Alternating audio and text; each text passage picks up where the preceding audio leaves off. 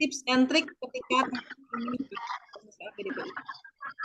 Saya sendiri mewakili dari manajemen IUIN Academy. IUIN Academy merupakan salah satu online course yang saat ini sedang berkembang. Of kami kemarin adalah di program SKB untuk dosen. Kebetulan karena di sini saya sebagai dosen.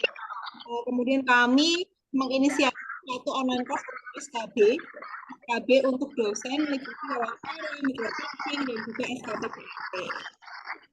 Hari ini kita akan ya, baik ya, ini sudah ya, di mute, mohon di mute yang lainnya. Oke. Hari ini kita akan dibersamai oleh Kak Moderator, yaitu ada Kak Bangun Trisusilo. Beliau adalah salah satu master teacher di Ayu Irma Academy ini. Beliau spesifikasinya di tes potensi akademik, tes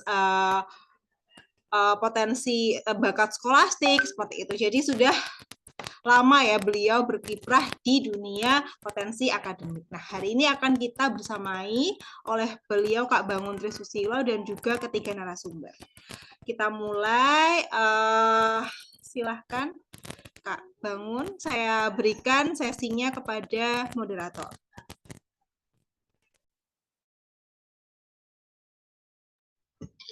Oke ya, baik, terima kasih untuk Kak Desi Ayu Termatasari. Oke, selamat sore teman-teman. Assalamualaikum warahmatullahi wabarakatuh. Salam sejahtera untuk kita semua.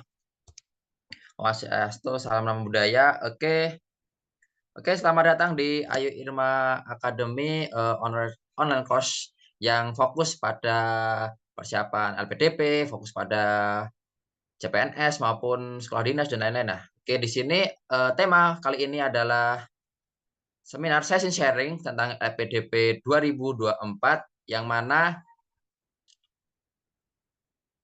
bersama tiga narasumber kita, yakni Mas Wisnu, kemudian Kak Arita, sama Kak Ahmad Shoki, yang beliau adalah merupakan awardee LPDP yang kedua, jadi masih baru, fresh banget lah, fresh banget. Dimana Kak Wisnu ini insya Allah S3 di Universitas Gadjah Mada, kemudian ada Kak Arita di The National Australia di Aussie, kemudian ada Kak Ahmad Shoki di Leeds, Inggris. Masya Allah sekali. Jadi beliau-beliau ini adalah orang-orang yang luar biasa. Nah, di sini nanti ada tiga pemaparan, yaitu masing-masing 15 menit. Jadi sistemnya teman-teman, jadi masing-masing narasumber akan memberikan pengalaman beliau, pengalaman mereka, yang mana pengalaman yang pasti memiliki insight dan nilai yang akan teman-teman butuhkan di pendaftaran LPDP yang akan ditutup kurang lebih nanti tanggal 11 akan ditutup. Nah, jadi silahkan teman-teman untuk banyak-banyak bertanya, mencangkul ilmu dari beliau-beliau ini. Nah, oke. Baik, pembicara pertama yakni Kak Wisnu Murti Pratama, SPD MSc. Beliau insya Allah akan menjadi mengemban di Dokter Kimia Universitas Gadjah Mada. Beliau berasal dari Magelang, Jawa Tengah. Oke. Jadi bisa dibaca CV beliau. Beliau merupakan Magister Ilmu Kimia Universitas Gadjah Mada tahun 2015. Jadi dan prestasi maupun pengalaman beliau, wah ini banyak ya. Berderet-deret ya, penerima beasiswa LPDP, piagam, terima kasih, buku. Jadi beliau ini juga penulis buku. Nanti mungkin Mas Wisnu akan cerita-cerita juga tentang pengalaman beliau. Saya kenal beliau banget, gimana jauh tuh bangunnya beliau dalam meraih beasiswa ini. Teman-teman bisa banget memperoleh insight dari beliau ini. Kemudian pengalaman organisasi, seminar dan conference. Jadi emang nggak kaleng-kaleng teman-teman beliau ini. Oke. Jadi mungkin sesinya nanti akan dari Mas Wisnu, kemudian dilanjutkan oleh Mbak Arita dan Mas Ahmad Shoki. Nah, di sini ini sistemnya teman-teman silakan raise hand ataupun bisa ditulis di kolom komentar pertanyaan-pertanyaan yang ingin teman-teman tanyakan. Jadi silakan teman-teman memperhatikan dengan baik. Kemudian ternyata apa yang benar-benar teman-teman itu pendam atau teman-teman itu bingung, nanti silahkan teman-teman nanti bertanya kepada pakar-pakar beliau. Jadi saat ini beliau-beliau ini ya Mas Wisnu ada mungkin di Indonesia, kemudian Mbak Arita ada di Aussie yang mungkin 4 jam dari sini berarti udah jam 8 malam, selamat malam Kak Arita. Kemudian ada Mas Auki yang 7 jam lebih lama berarti masih di pukul 9 pagi. Jadi luar biasa sekali ya perjuangan beliau-beliau ini dan kita tim mempersatukan di waktu yang sore hari ini. Sore hari waktu Indonesia, malam hari waktu Australia, dan pagi hari di waktu Inggris. Dan nanti malam kan teman-teman pasti juga pasti mau nonton debat ya, makanya kita sore hari ini. Jadi lebih efektif gitu. Oke, mungkin dari ini mungkin saya akan perkenalan dulu dari pembicara pertama. Selanjutnya akan langsung dibawakan oleh Kak Wisnu Murti Pratama. Halo Kak Wisnu, apakah sudah siap? Ya, sudah siap. Terima kasih, Mas Bangun. Langsung saja ya. Sebelumnya saya share screen dulu aja. Bikin share screen.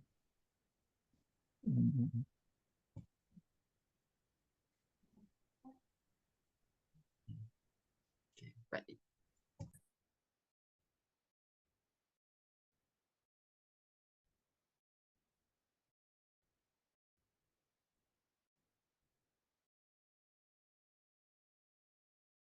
Oke, cek. Halo Kak Wisnu, apakah ada kendala?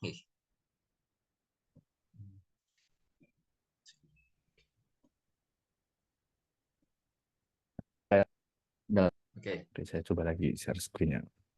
Oke. Oke, sudah. Oke, sudah muncul ya. Oke, siap. Oke, waktu saya serahkan ke Kak Wisnu, silakan. Oke, sebelumnya Assalamualaikum warahmatullahi wabarakatuh. Assalamualaikum. Perkenalkan, nama saya Wisnu Murti Pratama. Jadi di sini saya hanya akan sharing berbagi pengalaman saja dalam saya menjemput beasiswa ini. Jadi mengejar asam jadi awardee LPDP. Jadi sebelumnya perkenalkan, nama saya Wisnu Murti Pratama. Di sini saya merupakan awardee LPDP 2023 batch 2. Jadi masih fresh. Baru keterima bulan November Desember kemarin dan insya Allah tanggal 12 Februari ini sudah mulai aktif kuliah dan 12 Februari juga akan melaksanakan persiapan keberangkatan PK 225. Jadi untuk profil secara singkat saya, di sini nama saya Wisnu Murti Pratama, alamat saya di Borobudur, Magelang. Jadi saya merupakan orang daerah, jadi bukan orang kota, bukan di salah satu daerah di Kabupaten Magelang, dekat Candi Borobudur. Nah, untuk saat ini pekerjaan saya adalah seorang guru, guru mengajar di sebuah SMA Muhammadiyah Salaman sebagai guru kimia, fisika, dan informatika.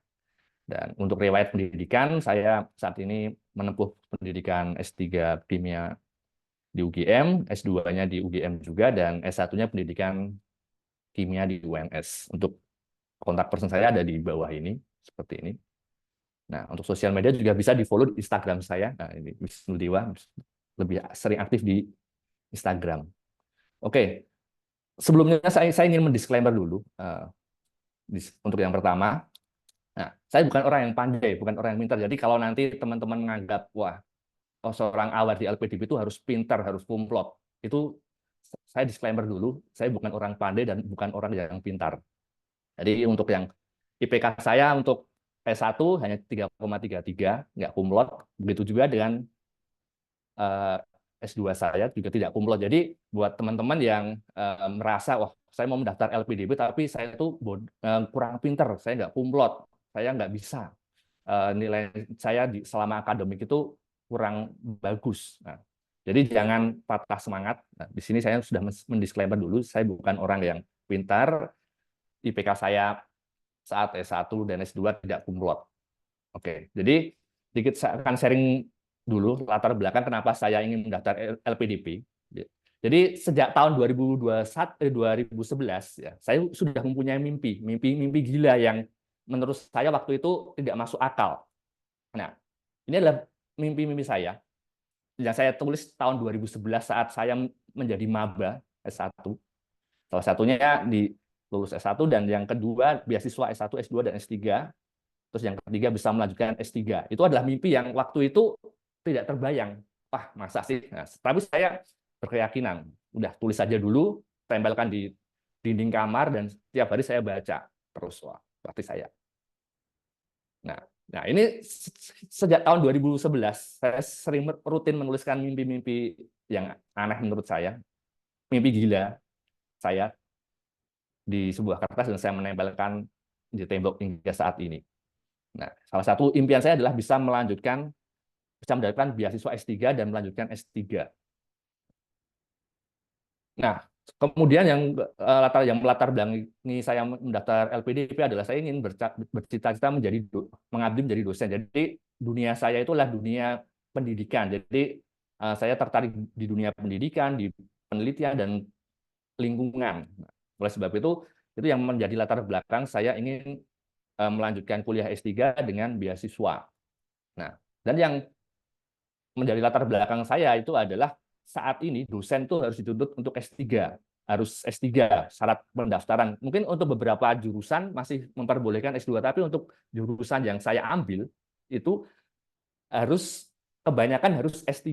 Jadi dari situ saya semakin termotivasi untuk melanjutkan S3 dengan beasiswa LPDP tentunya. Nah, terus yang kedua, alasan saya ingin daftar LPDP itu karena melihat teman-teman S2 saya yang awardee. Karena waktu itu banyak sekali di teman-teman saya itu yang menjadi awardee. Wah, teman-teman. Jadi saya mulai terinduksi untuk bisa menjadi awardee LPDP. Dan yang paling jelas ya, alasan saya kenapa mengikuti beasiswa LPDP ini ya, yang tidak punya biaya karena ya, dan yang terakhir adalah saya tidak ingin merepotkan keluarga, jadi saya ingin mandiri, jadi dengan mendaftar beasiswa LPDP ini. Nah, dan perjuangan dimulai di tahun 2022. Jadi saat itu saya masih ingat banget di pertengahan 2022 saya baru saja menyelesaikan achievement saya, bisa mendapatkan skor TOEFL di atas 530. Nah, karena syarat mendaftar beasiswa S3 LPDP itu adalah skornya di atas 530 untuk dalam negeri ya, ITP-nya. Begitu saya dapat, wah, kayaknya ini memang jalan saya. Akhirnya saya langsung cari tahu tentang beasiswa LPDP. Nah, dan waktu itu saya masih ingat banget. Jadi waktu itu H-7 penutupan pendaftaran beasiswa LPDP 2022 batch 2. Itu saya masih ingat banget. Jadi saya begitu tahu mau tutup, saya langsung menghubungi dosen saya, dosen S2 saya ingin minta rekomendasi, terus saya membuat IC, menyiapkan proposal, disertasi, dan sebagainya. Dan itu hanya saya siapkan dalam waktu 1 minggu. Nah, setelah itu saya nekat daftar dengan bermodalkan, coba aja dulu. Dan setelah itu, ya bisa dilihat. Saat itu saya gagal tes substansi. Saat seleksi berkas saya lolos, tes potensi akademik skolastik saya juga lolos, dan tahap terakhir adalah wawancara atau substansi. Itu saya gagal. Ya, mungkin karena itu tadi kurang persiapan. Saya belum menghubungi promotornya, saya belum proposal disertasi saya masih acak-acakan, IC saya masih nggak karuan, dan sebagainya. Masih ya hanya dalam waktu 7 hari untuk mempersiapkan LPDP. Itu sepertinya kalau tembus ya itu sangat beruntung sekali. Nah, tapi saya nggak putus asa. Di tahun 2023 saya mencoba lagi yang batch 1 dengan segala persiapan yang lebih matang, dimulai dari menghubungi promotornya. Saya sudah melakukan tes PAPS. Kalau di UGM ada tes PAPS, itu tes TPA untuk syarat masuk S3. Nah, terus saya juga menghubungi awardee LPDP, latihan wawancara, mock-up gimana cara wawancara yang betul, dan sebagainya, latihan TPA. Dan yang paling penting adalah persiapan proposal dan IC. Jadi saya bikin proposal dan IC, terus saya suruh teman awardee ini, tolong dicekin ya, ini ada yang kurang apa ya, ini mungkin kasih masukan yang perlu saya perbaiki apa.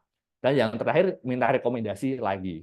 Tapi seharusnya rekomendasi itu bisa dipakai setahun, tapi waktu itu saya minta lagi. Nah, dan saya mencoba lagi, dan hasilnya, untuk yang kedua kali saya sudah persiapan matang banget. Waktu itu saya sudah yakin bahwa saya itu lolos. Wawancara juga sudah, jawabannya sudah meyakinkan.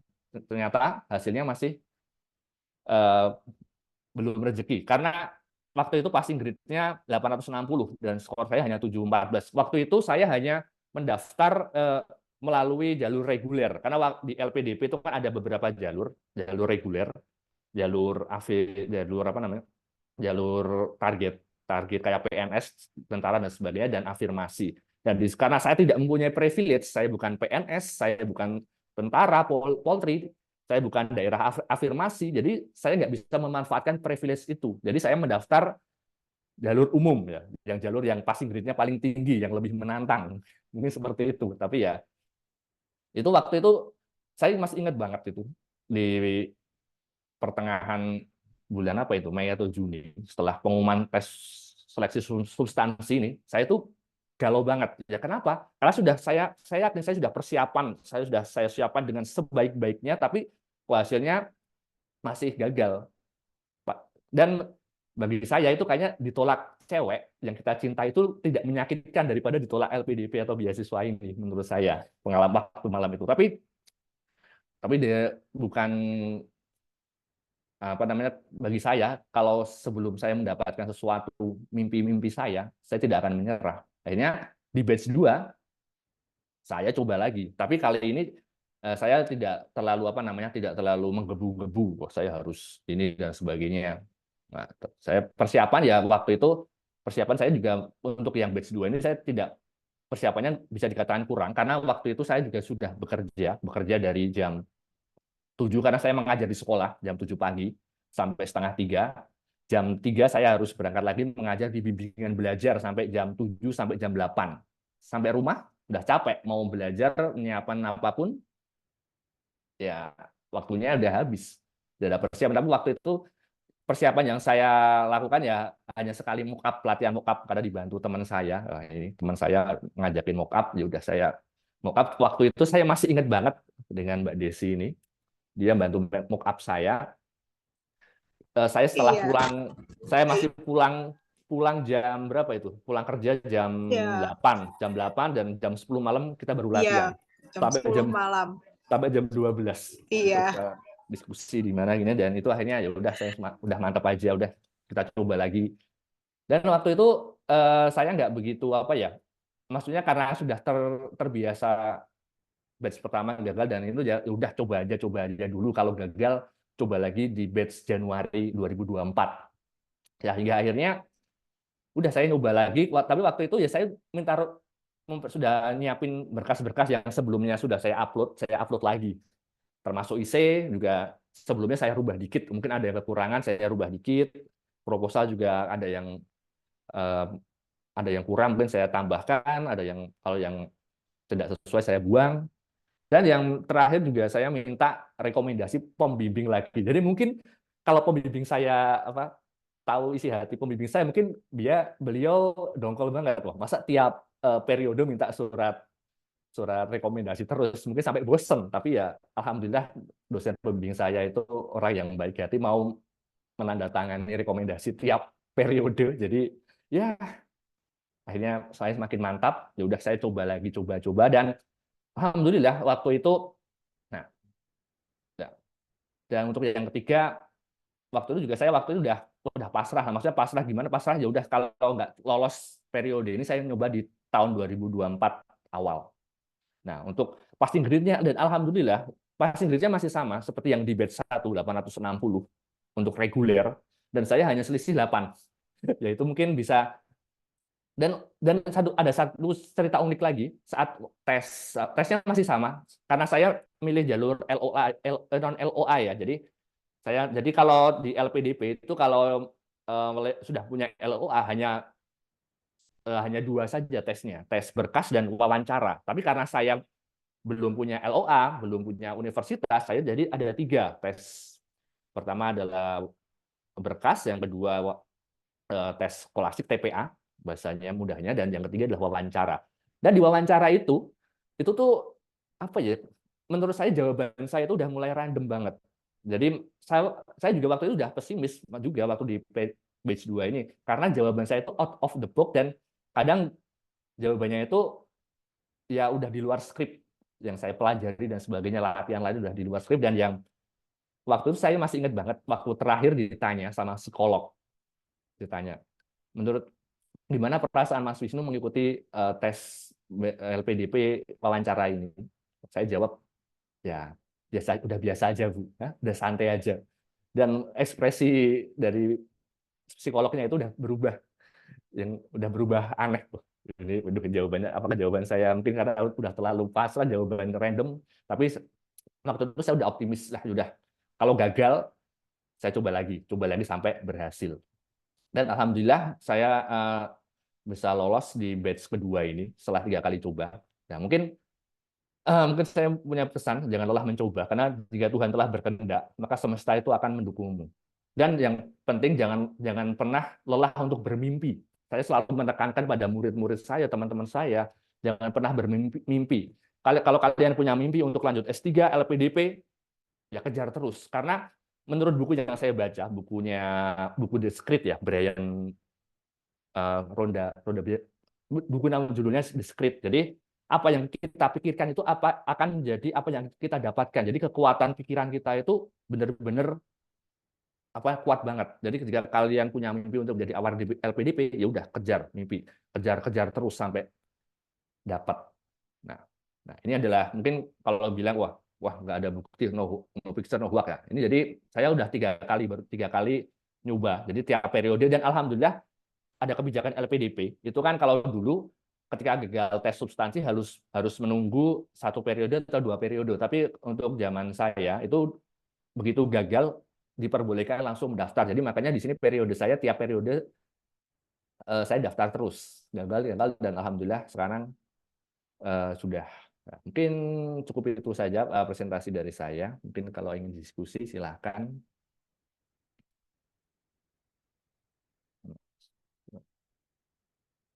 Oke. Baik, terima kasih untuk pemaparan dari Mas Wisnu ya, luar biasa ya. Oh ya, teman-teman disabar dulu untuk tanya jawabnya, nanti kita tanya jawab setelah ketiga pemateri kita memberikan pemaparannya. Nah, ini selagi menunggu siap-siap untuk Kak Arita, nih kami dari tim IMK Academy juga selaku bimbel course. Nah, ini teman-teman di sini kita juga ada bimbel khusus esai, kemudian bimbel untuk teman-teman TBS. Jadi, jika teman-teman berminat untuk melancarkan akademiknya, tes akademiknya, boleh banget bergabung bersama kami di Ayu Irma Academy. Insya Allah akan ada paket diskon yang luar biasa. Jadi dengan pemateri yang oke punya, kemudian dengan harga yang terjangkau insya Allah, karena kami tahu bagaimana perjuangan teman-teman itu untuk meraih mimpinya gitu. Oke. Nah, saya coba share screen dulu nih, mana nih. Nah, sebelum kita ke pemateri selanjutnya. Oke.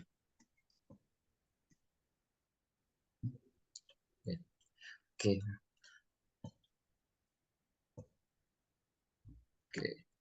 Oke, baik teman-teman semuanya. Oke, sebelumnya halo Kak Arita, selamat malam.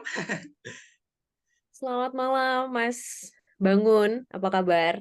Alhamdulillah baik. Oke, malam. Oh, ini berarti sudah 8:30 malam. Wah, di waktu Australia. Gimana Kak, musim sana, musim panas atau musim dingin? Lagi musim panas, lagi summer, jadi sama kayak Indonesia, sama kayak Jakarta. Oh, Jakarta. Kalau di Jogja terutama ini musimnya kalau nggak angin ya hujan deras ya. Lagi kebalikan berarti, Mas. Lagi kebalikan. Oke. Siap untuk sebelumnya saya persiapkan nanti. Oke, ini sedikit CV dari Kak Arita. Beliau ada Arita Nugraheni, seorang riset jurnalis. Nah, Kompas nih, bukan kaleng-kaleng lagi nih teman-teman. Dari Kompas, seorang jurnalis Kompas. Nah, kemudian beliau tinggal di Jakarta.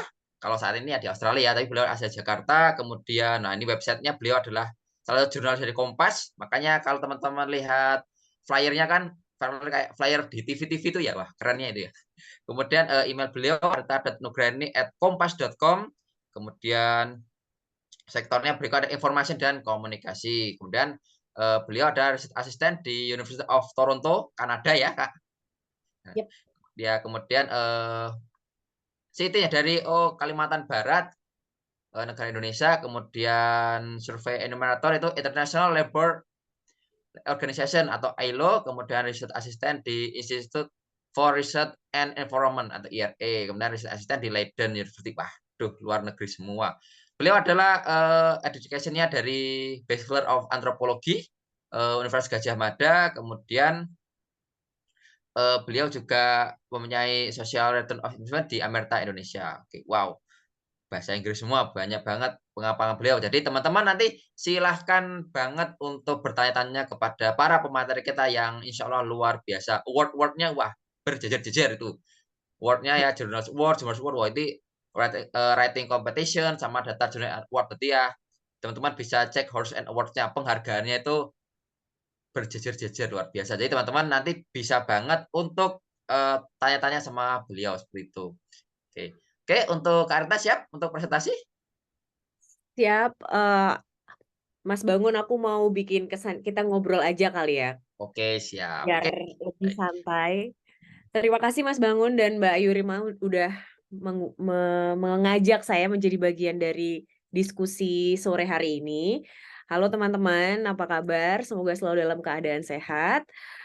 Ya, seperti yang sudah diperkenalkan Mas Bangun, saya Arita. Saat ini sedang menempuh studi master di ANU. Dan Wisnu juga adalah teman saya waktu sekolah dulu, sama-sama dari kampung.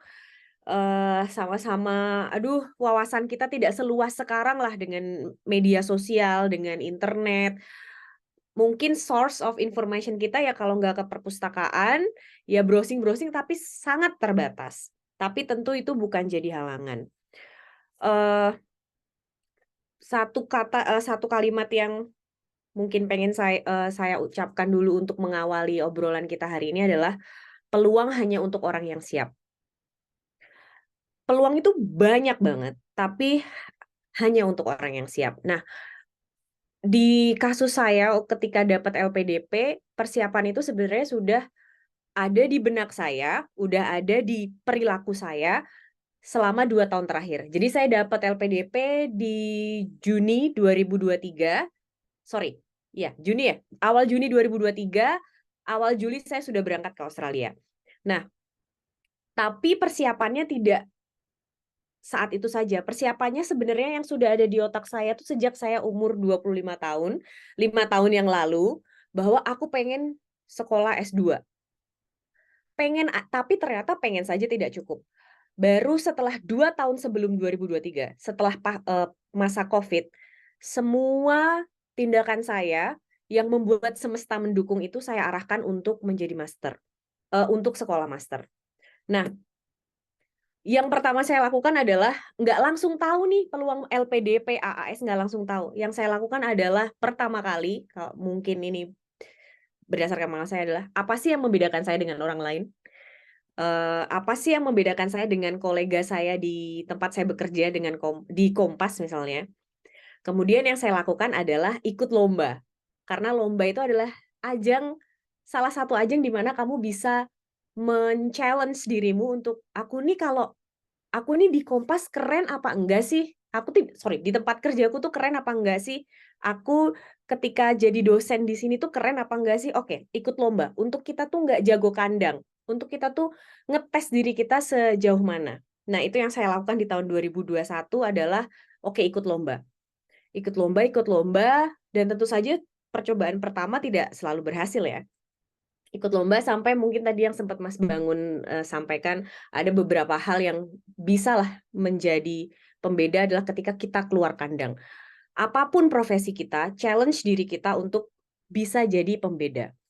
Nah, kemudian setelah saya merasa ternyata aku bisa nih, aku bisa nih nggak cuma jago kandang, aku bisa nih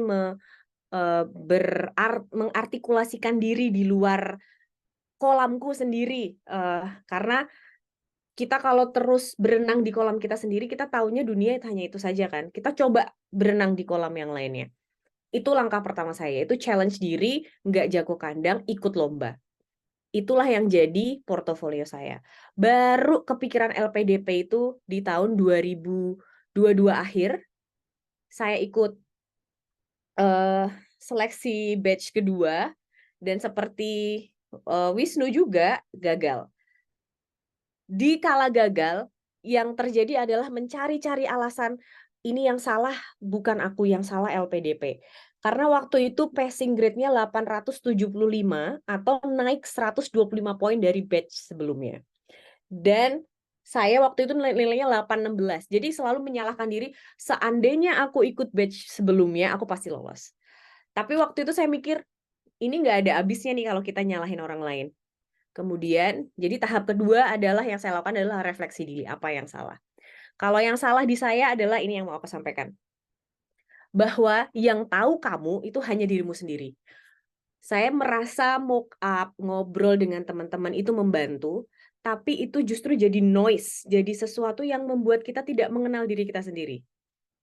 Ketika saya mencoba tahap kedua, batch percobaan kedua ke LPDP, yang lebih saya lakukan adalah mencari tahu diri saya sendiri.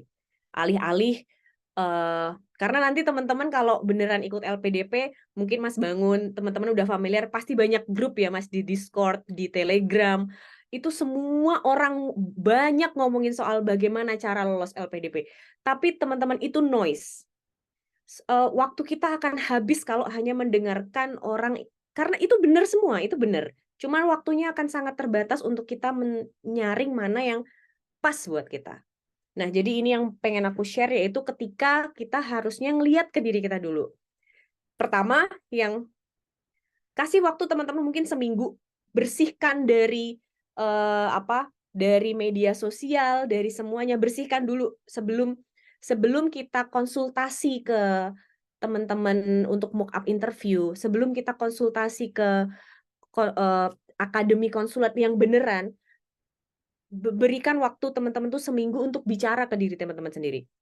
Yang pertama yang perlu teman-teman cek adalah pendidikan yang teman-teman saat ini punya di S1 ataupun di S2 itu apa sih?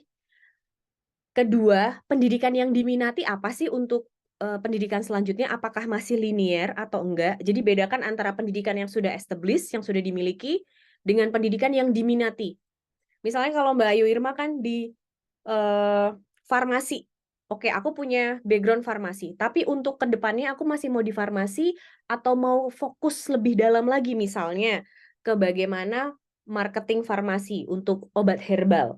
Karena itu yang sekarang lagi berkembang kan di masyarakat kita, herbal medicine. Kemudian pendidikan yang ditempuh apa, pendidikan yang diminati apa. Ketiga, pengalaman kerja, teman-teman. Jadi tanya ke teman-teman dulu 3 hal itu. Pengalaman aku di pekerja ini apa sih? Mengajar yang seperti apa sih yang aku punya ini? Aku tuh punya pembeda apa sih dengan teman-teman dosen lainnya? Aku punya pembeda apa sih dengan apoteker lainnya? Atau apapun profesi teman-teman. 3 hal ini tanyakan ke diri sendiri. Kemudian tambahkan dengan pencapaian teman-teman yang relevan. Karena orang LPDP tidak akan punya waktu untuk kita tuh, ya kita bayangkan ribuan atau ratusan ribu orang mendaftar, mereka nggak akan punya waktu untuk melihat kita. Kita jadi harus relevan, punya penghargaan atau award apa sih yang bisa aku gabungkan dengan tadi pendidikan yang ditempuh, pendidikan yang diminati, pengalaman kerja, dan penghargaan. 4 hal itu jadi bekal untuk menentukan universitas dan jurusan yang teman-teman ambil di kampus selanjutnya. Karena ini yang akan diobrolkan nih di substansi. Ini relevansinya tuh ke depan banget nih ke substansi. Setelah teman-teman tahu siapa diri teman-teman, tahu apa yang mau dicapai, kendaraannya 2, IELTS, dan dalam konteks ini adalah LPDP. Jadi tes kita itu cuma di IELTS sama LPDP. Dan aku tahu perjuangan kita sebagai masyarakat di Indonesia kan bukan pelafal bahasa Inggris. Literasi bahasa Inggris kita rendah sekali, dan ini bukan kesalahan kita. Ini memang semua orang mengalami struggling untuk bisa bahasa Inggris. Jadi gunakanlah apa yang kita punyai, apa yang kita minati, jadi bekal untuk menentukan universitas dan jurusan ketika kita apply LPDP. Karena itu yang aku rasain jadi tantangan ketika substansi. Kenapa di pertama aku gagal? Karena aku tidak benar-benar bisa connecting the dot between what I have and between what I want to do. And yang ketiga adalah what we will contribute to the society. Apa yang akan kita kontribusikan ke society. Karena aku mau bayarin kamu 2 miliar ini, tapi aku dapat apa? Kalau negara bisa ngomong kan gitu, aku mau bayarin kamu 2 miliar, tapi aku dapat apa dari kamu? Nah, untuk menjawab itu kita nggak bisa ngawang, kita nggak bisa menyerahkan itu ke Mas Bangun atau ke Mbak Ayu Irma, nggak bisa. Itu yang tahu teman-teman, hanya teman-teman yang tahu siapa diri kita, apa yang kita bisa kontribusikan. Dan yang bisa kita kontribusikan itu, ini kita harus main cerdasnya adalah di sini. Teman-teman harus tahu apa yang dibutuhkan LPDP, apa yang dibutuhkan negara kita dalam konteks lulusan pendidikan, lulusan orang dengan lulusan pendidikan tinggi. Kalau saya waktu itu yang saya lakukan adalah membaca national priority, agenda nasional prioritas yang kita punya. Karena nasional agenda prioritas yang kita punya itu 5 tahun sekali, di situ kelihatan apa sih sub-sub pendidikan yang kita butuhkan. Baca data BPS, baca data-data penting yang bisa teman-teman akses secara umum, terus lihat. Jadi teman-teman bisa ngomong, kita tuh lagi kekurangan dosen. Kita tuh lagi kekurangan dosen di mana? Di daerah 3T misalnya. Di daerah 3T-nya di mana? Di NTT. Jadi ketika tahu di mana ranah atau skup kita berkontribusi, halangan gagal di substansi itu sedikit banyak bisa tereliminir. Dan itu sekali lagi tidak bisa dijawab oleh Mas Bangkit atau siapapun. Mas Bangkit akan membantu teman-teman untuk mengarahkan ke situ, tapi lagi-lagi teman-teman yang harus tanya ke diri sendiri, apa yang mau kita kontribusikan. Nah, sedikit mungkin untuk terakhir sebelum kita lanjutkan di sesi tanya jawab adalah, kalau di saya tantangan terbesar adalah sebagai orang yang belajar social science. Saya antropologi budaya, itu kayak mungkin nggak semua orang tahu, niche sekali, kecil sekali. Kemudian saya kerja di media, yang kayak, di mana itu hubungannya? Dan media pun saya bukan jurnalis yang secara umum kita kenal kerja di media ya. Saya lebih ke peneliti, saya melakukan riset, melakukan survei ke masyarakat, melakukan jajak pendapat, dan segala macam.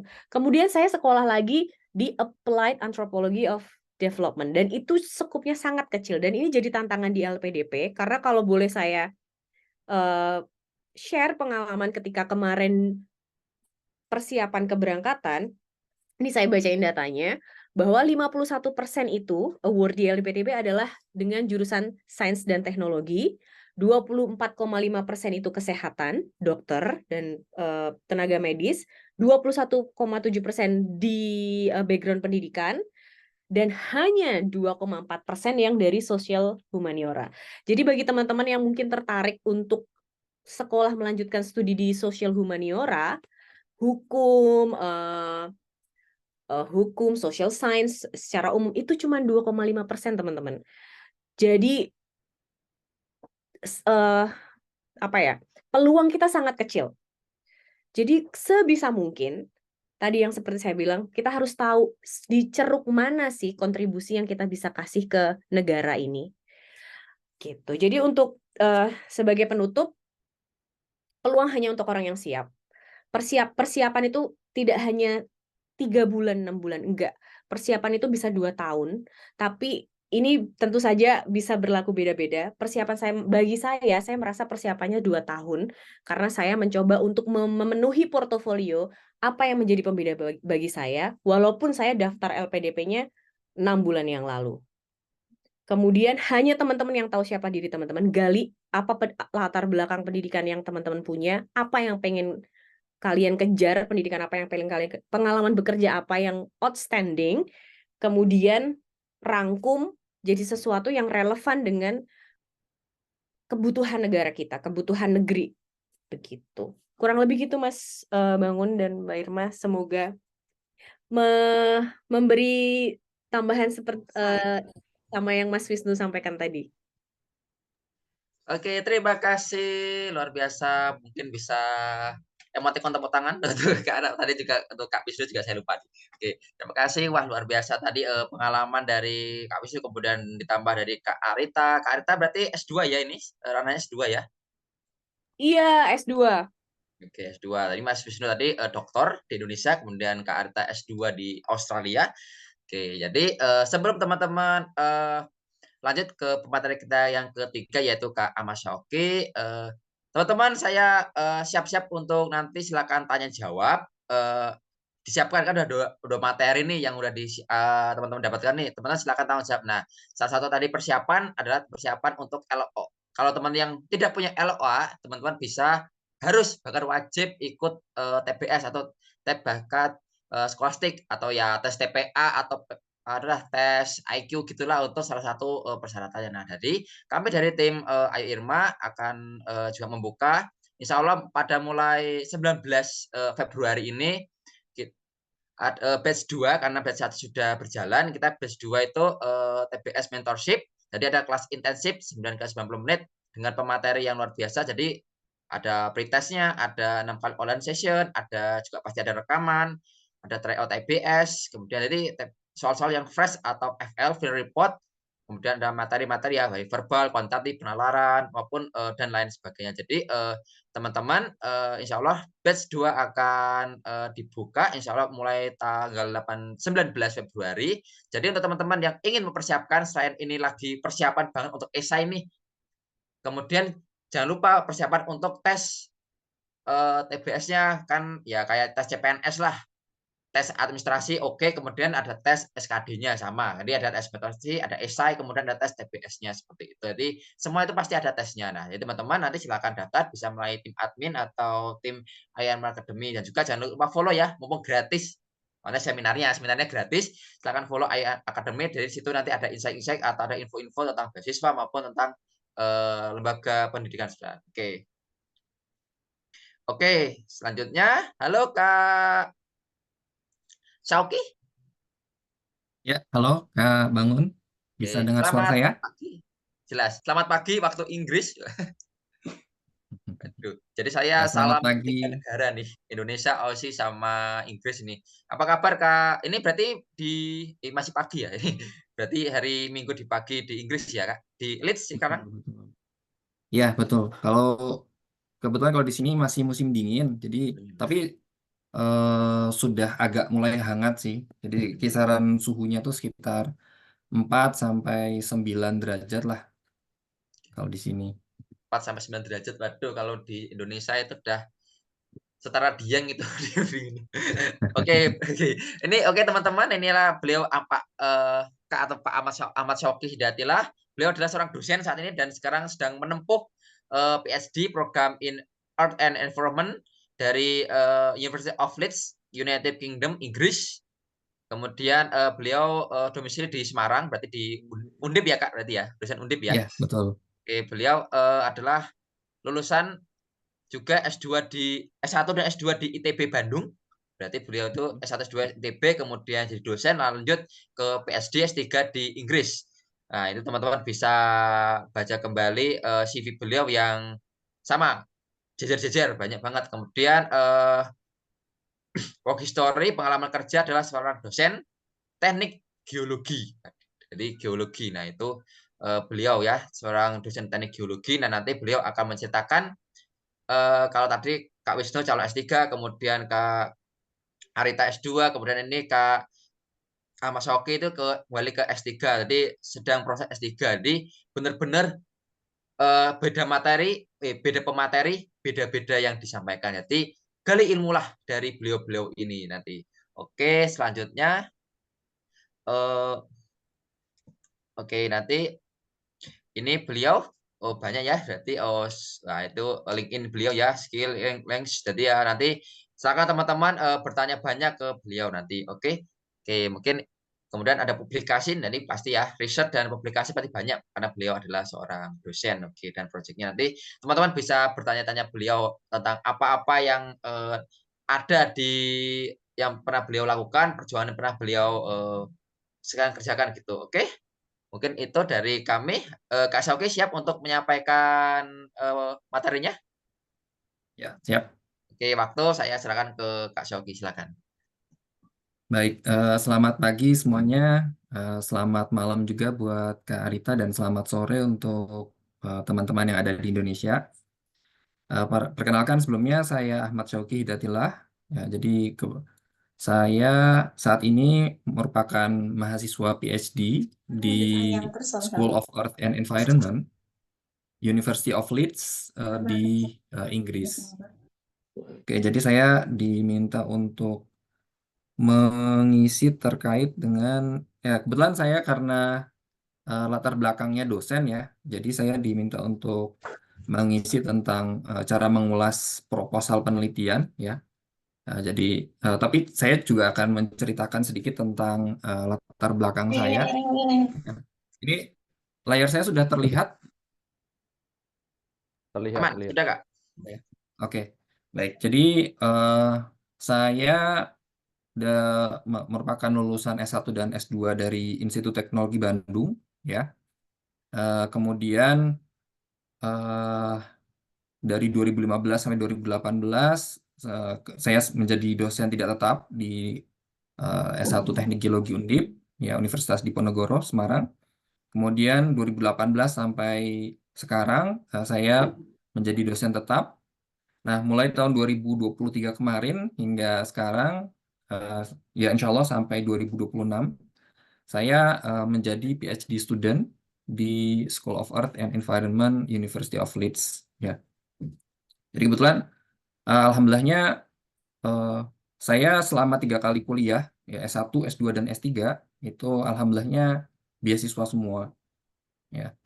Jadi kebetulan untuk S1 saya dulu dari beasiswa ITB ya. Ya kalau teman-teman kalau sekarang tuh ada ITB untuk semua atau ada ya kalau saya dari ITB ya. Kemudian S2-nya itu kebetulan saya beasiswa fresh graduate dari Dikti ya. Kemudian alhamdulillah yang ketiga ini saya dapat beasiswa dari LPDP ya untuk batch pertama. Oke. Kemudian ya sama dengan kakak-kakak yang Kak Wisnu ya tadi ya, Kak Wisnu dan Kak Arita, ya saya juga eh, mendapatkan beasiswa itu ya, tidak serta-merta dapat beasiswa ya. Nah, tapi ada persiapan sebelumnya ya. Nah, benar kata Kak Arita ya, peluang itu hanya bagi orang yang siap. Nah, saya juga sama sebelum saya mendapatkan beasiswa LPDP di tahun 2023, nah saya mempersiapkan terutama bahasa Inggris ya. Bahasa Inggris saya punya niatan untuk mendapatkan meneruskan ke S3 itu dari sejak tahun 2017.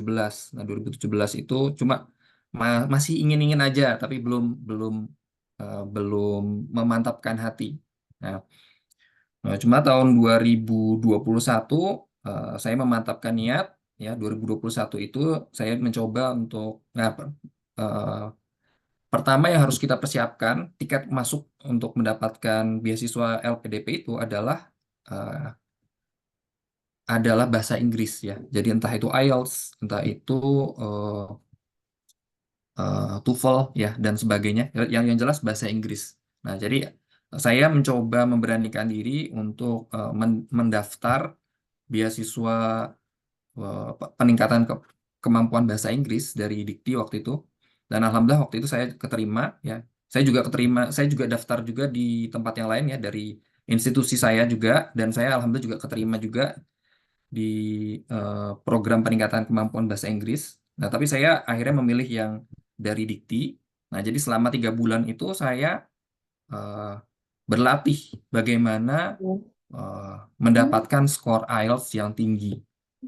Dan itu lumayan juga ya, karena selama 3 bulan itu kita harus mulai dari jam 7 sampai jam 4 atau bahkan sampai jam 5 ya. Itu selama 3 bulan. Jadi Senin sampai Jumat jam 7 sampai jam 4 atau kadang sampai jam 5. Nah, itu kita mengikuti sesi-sesi pelatihan IELTS. Dan alhamdulillah tahun 2021 itu setelah 2 kali saya mengerjakan tes IELTS, ya saya mendapatkan skor 7. Ya, dan IELTS itulah yang menjadi tiket saya untuk mendaftar ke LPDP. Nah, kebetulan tahun 2021 itu saya baru nikah, jadi dari 2021 ke 2022 saya belum mendaftar ya karena waktu itu saya punya anak dulu, tapi tahun 2022 akhir itu saya mulai mencari peluang S3. Nah, seperti apa, Mas? Jadi saya mencoba untuk menghubungi calon-calon supervisor yang ada di luar negeri. Nah, yang kira-kira sesuai dengan bidang kita. Nah, alhamdulillah di akhir Desember itu saya mendapatkan lampu hijau ya dari seorang calon supervisor yang sekarang menjadi supervisor saya dari University of Leeds. Dan itu yang saya jadikan untuk bekal saya mendaftar ke LPDP. Nah, jadi di bulan Januari itu saya sudah dapat lampu hijau nih, tapi saya belum mendapatkan LOA. Nah, sampai pada akhirnya di akhir Januari itu, akhir Januari atau awal Februari ya, itu yang penutupan pendaftaran, saya belum mendapatkan LOA-nya. Ya, sehingga saya mendaftar jalur non LOA di LPDP. Nah, tapi alhamdulillah meskipun belum mendapatkan LOA, nah tapi saya berhasil untuk lolos menjadi awardee di LPDP ini. Nah, kemudian singkat cerita, jadi bulan sama ya dengan Kak Arita ya tadi ya. Ya, bulan Juni itu pengumuman, terus saya segera mengurus dan September alhamdulillah saya langsung berangkat ke Inggris. Nah, itu singkat cerita dari saya. Nah, jadi kalau bahasan saya ini lebih fokus ke teman-teman yang akan meneruskan ke program S3 ya. Jadi hal utama yang ditanyakan untuk program S3 adalah proposal penelitian ya, terutama pada saat nanti interview dengan para interviewer LPDP ya di set tes substansi. Nah, jadi bagaimana sih kita bisa menyusun proposal penelitian yang menarik ya, yang mendapatkan nilai yang tinggi. Oh ya, jadi kebetulan mendaftar LPDP itu di jalur umum ya. Jadi saya bukan jalur khusus, jadi bukan menggunakan privilege, tapi menggunakan yang umum biasa. Dan bisa teman-teman bayangkan proporsi yang diterima untuk jalur umum itu ya tidak sebanyak yang sudah berprivilege ya, seperti TNI, seperti PNS, itu berbeda. Nah, oke.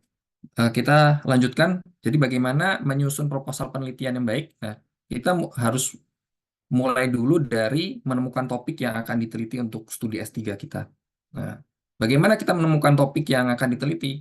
Nah, kita harus merefleksikan diri. Tadi kata Kak Arita bilang ya, kita harus tahu nih, kenali diri kita. Kita sebenarnya menguasai apa sih? Atau kita sebenarnya tertarik di mana sih? Ya, jadi tidak harus menguasai, tapi kita tertarik di bidang apa sih? Dan bidang itu yang akan kita gali selanjutnya. Ya, ya bagaimana kita akan berkontribusi ke Indonesia ketika kita sudah lulus dari program S3 yang kita tempuh. Nah, tentunya setelah kita menemukan topik, oke, misalkan kalau saya seorang geolog ya, saya berfokus di bidang kegempaan ya, jadi tektonik, aktif tektonik ya. Nah, jadi yang selanjutnya adalah ya kita coba baca literatur sesuai dengan topik yang kita pilih. Misalkan saya tentang aktif tektonik, ya saya baca tentang aktif tektonik apa saja sih hal-hal yang menarik untuk dipelajari. Nah, kita coba temukan ada research gap atau sesuatu yang belum pernah diteliti sebelumnya. Nah, bagaimana menemukan research gap itu? Nah, saya yakin teman-teman bisa mencari ya dengan sekarang di internet ada ini ya, kalian bisa cari ya. bagaimana menemukan research gap. Nah, seperti itu. Nah, jadi salah satunya bisa menggunakan VOS, ya menggunakan ya baca-baca artikel review ya. Jadi seperti itu.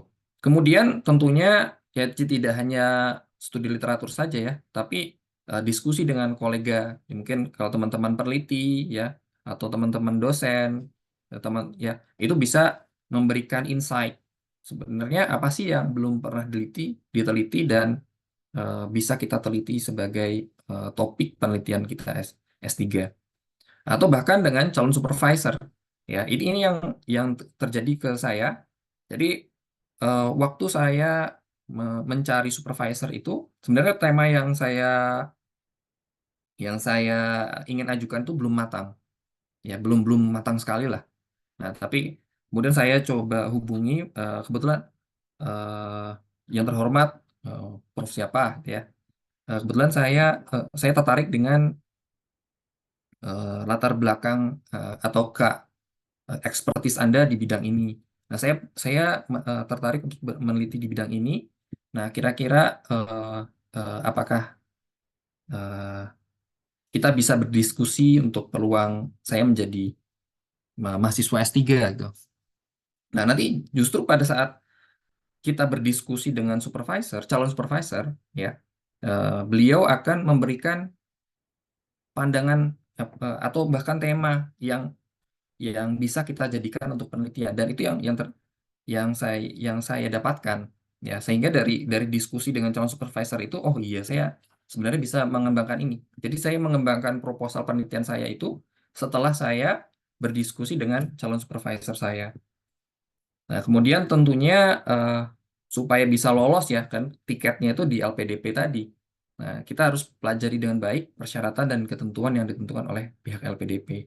Jadi bagaimana proposal kita itu sesuai dengan yang diminta oleh LPDP. Jadi kita mulai, ini yang saya dapatkan dari pendoman pendaftaran beasiswa ya. Jadi harus ada judul penelitiannya, ada latar belakangnya, perumusan masalahnya seperti apa, kemudian ada tujuan penelitian, kologisan, metode dan desain, signifikansi, kesimpulan dan saran, serta daftar pustaka. Dan semua itu harus bisa disampaikan dalam 1.500 atau 2.000 kata. Nah, kebetulan karena saya mendaftar eh, untuk perguruan tinggi luar negeri, jadi saya menuliskan ini dalam bahasa Inggris. Nah, kemudian pertanyaannya, bagaimana sih menyusun proposal penelitian itu? Nah, kita mulai dulu dari membuat kerangka proposal. Nah, kerangkanya seperti apa? Ya, kerangkanya menyesuaikan ini. Jadi ada judulnya, ada latar belakang, dan seterusnya. Kemudian, nah, setelah kita punya kerangkanya, nah, kita buat draft kasar dari masing-masing bagian proposal tadi. Nah, kenapa harus draft kasar? Nah, jadi eh, sejelek apapun yang kita tuliskan, ya penting kita tulis di bagian tersebut, ya. Jadi misalkan kita bagian pendahuluan, kita kenapa bagian ini perlu diteliti, nah seperti itu ya. Nah itu ya apapun yang ada di pikiran kalian, ya sudah tulis aja, ya. Kalau ada istilahnya namanya word vomit ya, memuntahkan kata. Nah, jadi sejelek apapun tulisan kita, ya pokoknya tulis aja. Nah, karena otak kita itu akan lebih mudah untuk merevisi daripada memulai dari awal. Ya, jadi lebih baik kita ya sudah sejelek apapun buat dulu ya. Nanti kalau sudah baru kita revisi, revisi, revisi. Nah, nah, jadi tidak perlu kalian memikirkan harus ada literaturnya dulu. Ya, pokoknya kalian tuliskan dulu pokok pikirannya apa aja. Oh ini misalnya kalau saya itu akomodasi apa? Penelitian tentang fault accommodation zone ya. Jadi fault accommodation zone itu menarik karena dia menjadi eh, jalan untuk fluida bisa bisa mengalir ya, terutama dimanfaatkan untuk eksplorasi migas dan tambang ya. Nah, cuma ada peluang untuk kegempaan nih ya. Nah, itu kalian kalian tuliskan itu aja. Nah, nanti kalian baru sisipkan pendukungnya. Jadi kalian baru citasi. Fault accommodation zone adalah ini. Menurut A, kalian baru cari menurut A, menurut B, menurut C. Nah, kemudian banyak dimanfaatkan oleh industri eksplorasi ya, misal migas ya. Nah itu kalian baru cari peran fault accommodation zone di bidang eksplorasi ya. Baru nanti kan ada citasi-citasi yang referensi-referensi yang bisa kalian masukkan ke dalam proposal kalian. Jadi kalian jelaskan dulu saja kata-katanya, kemudian baru literatur pendukungnya. Nah, terakhir nanti baru direvisi. Jadi kalian revisi sehingga kita benar-benar puas apa yang kita tuliskan. Dan tentunya cek apakah antar bagian itu kohesif ya. Jadi sesuai dengan satu sama lain. Nah, dan yang paling penting ini ya, apakah sesuai dengan ketentuan LPDP atau tidak. Nah, kemudian PR-nya ketika kita tes substansi ya atau interview. Nah, bagaimana menjawab pertanyaan interviewer terkait proposal penelitian kita?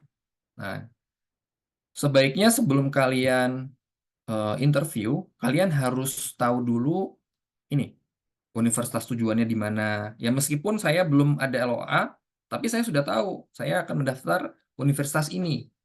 Ya, kenapa universitas ini? Ya karena tema yang ingin saya teliti itu jagoannya apa ya istilahnya? Unggulannya ada di universitas ini. Ya.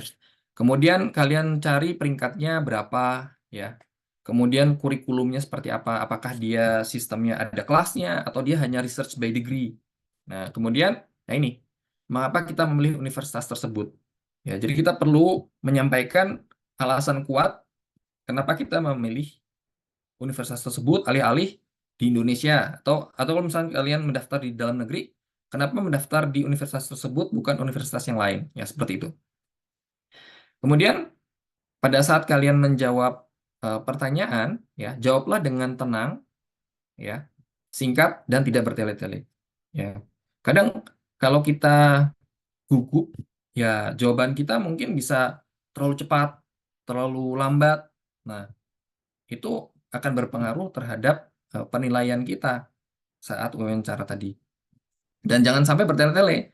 Jangan sampai karena kalian menguasai, ya menguasai itu wajib, tapi jangan sampai karena kalian menguasai, kalian menjawab melebihi apa yang harusnya kalian diminta. Jadi misalnya diminta, coba jelaskan lingkup penelitian kamu seperti apa. Nah, tapi kalian menjawab lingkupnya, kemudian menjelaskan durasinya dan sebagainya. Nah, itu tidak diperlukan. Ya, jadi yang diminta A, jawabnya pertanyaan A itu. Nggak usah merembet-rembet. Kemudian sesuaikan bahasa jawaban kita dengan bahasa interviewer. Ya, jadi kalau interviewernya meminta kita menjawab dalam bahasa Inggris, ya kita jawab menggunakan bahasa Inggris. Nah, itulah kenapa penting bagi kita untuk ya ini latihan ya, latihan. Terutama bagi kalian yang bagi kita ya, bagi kita semua yang bahasa Inggris bukan merupakan bahasa ibu kita. Kemudian, nah ini merupakan poin penting nih.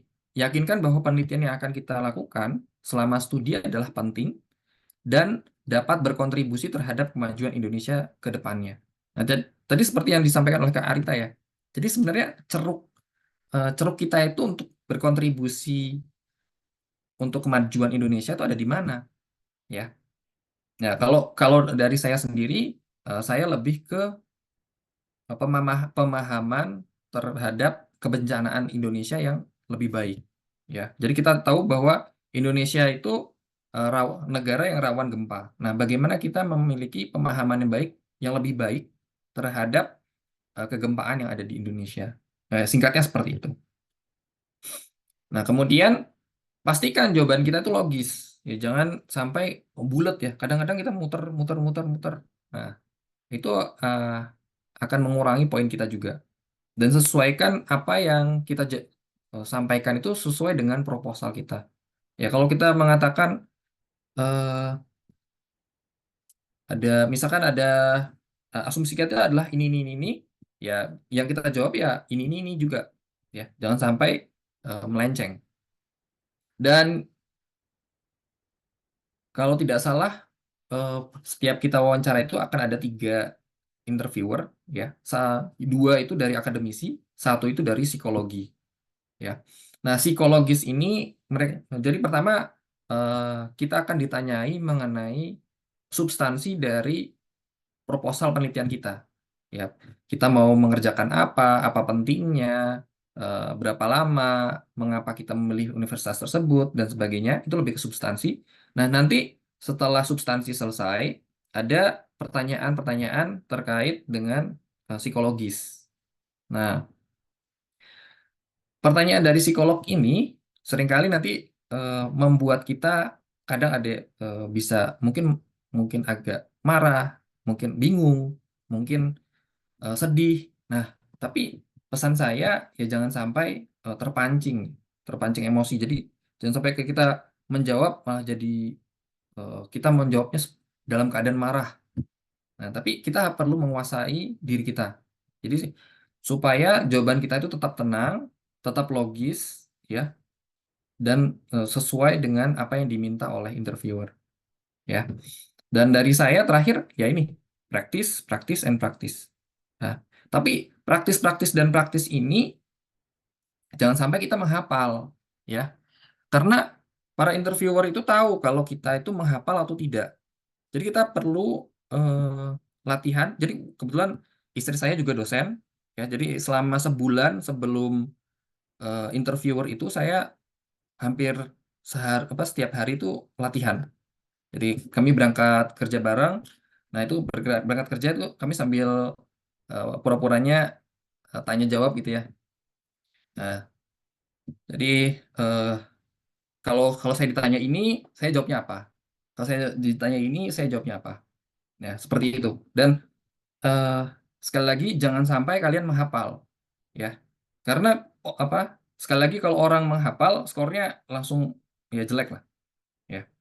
Ya, jadi itu bukan diri kalian, ya. Tapi ketika kalian benar-benar mengetahui apa yang akan kalian jawab, ya itu adalah kalian dan itu menjadi poin yang tinggi. Itu saja dari saya. Terima kasih atas kesempatannya. Ya, pesan saya semoga sukses ya, tetap semangat dalam berusaha dan jangan lupa untuk berdoa. Saya kembalikan lagi ke Kak Bangun ya. Terima kasih. Oke, baik. Terima kasih sekali untuk Kak Syauqi yang luar biasa. Jangan lupa untuk praktek, praktek, praktek. Selain persiapan ya, teman-teman. Tadi dia ada persiapan yang luar biasa banyak. Oke, tak lupa ini juga ada ya untuk praktek penulisan esai, praktek TBS maupun praktek mock-up juga kami tim IUM Academy juga mengadakan bimbingan untuk praktek juga. Jadi teman-teman yang mungkin selain untuk mengenal diri sendiri juga teman-teman bisa juga mengenal dari orang lain. Jadi teman-teman yang ingin masih ada waktu beberapa hari kemudian kalau misalnya ada yang kurang pas, teman-teman bisa ikut mentoring khusus untuk penulis esai, bisa juga ikut nanti di batch kedua untuk yang TBS. Jadi teman-teman yang mungkin masih ada kekurangan, nah masih ada yang kurang-kurang ya nanti teman-teman bisa banget untuk persiapan lebih. Nah, oke. Selanjutnya teman-teman sesuai tadi saya jangan lupa apakah ada yang mau bertanya? Harus ada bertanya. Karena teman-teman adalah calon pejuang beasiswa ya. Pejuang calon beasiswa yang mana ya harus aktif gitu ya. Oke, nanti pertanyaan pertama nanti saya dari chat dulu karena tadi udah ada yang tanya.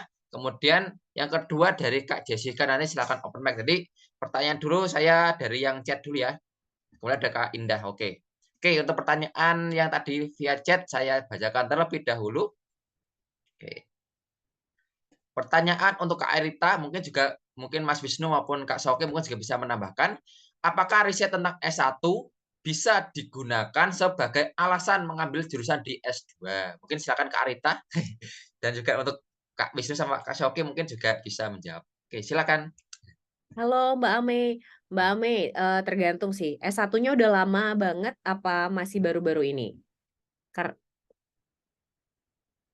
Karena kalau misalnya masih baru, itu sangat bisa bahwa misalnya riset ini punya potensi untuk lebih didalami, punya potensi untuk lebih berkontribusi.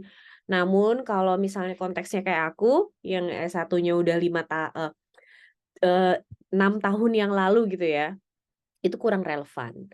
Jadi kalau masih deket sangat mungkin banget mengembangkan riset S1 sebagai alasan untuk melanjutkan S2 selagi kembali di mana itu ceruk kontribusinya gitu. Karena sekarang yang aku alami juga ketika aku sedang menjalani master, aku punya satu topik yang menarik banget dan relevan. Teman-teman kalau misalnya familiar dengan food estate, yang di Indonesia masih relevan, kaitannya dengan food crisis.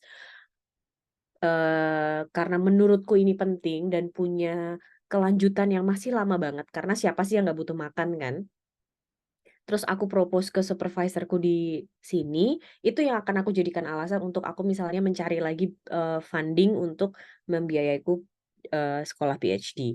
Jadi mungkin banget Mbak, tapi kalau misalnya terlalu jauh rentangnya udah kerja 6-5 tahun gitu ya, mungkin bisa dipertimbangkan lagi karena sudah terlalu jauh jaraknya. Semoga menjawab Mbak Ame.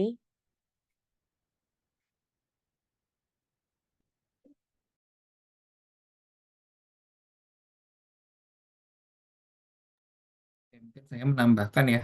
Jadi kalau sebagai dosen, oke, sorry, ulangi. Jadi kalau misalkan kita ya sebagai dosen, ya, nah tema dari S3 itu sebaiknya linear dengan S2 maupun S1 kita. Ya setidaknya S2 lah, ya. Jadi karena kalau sebagai dosen di Indonesia terutama ya ada kita tuh dituntut untuk linear, ya. Jadi bagaimana jurusan S1, S2 dan S3 kita itu linear, ya. Nah, karena kalau tidak linear, setahu saya akan kesulitan nanti pada saat mengurus jabatan ya, terutama untuk menjadi guru besar. Ya.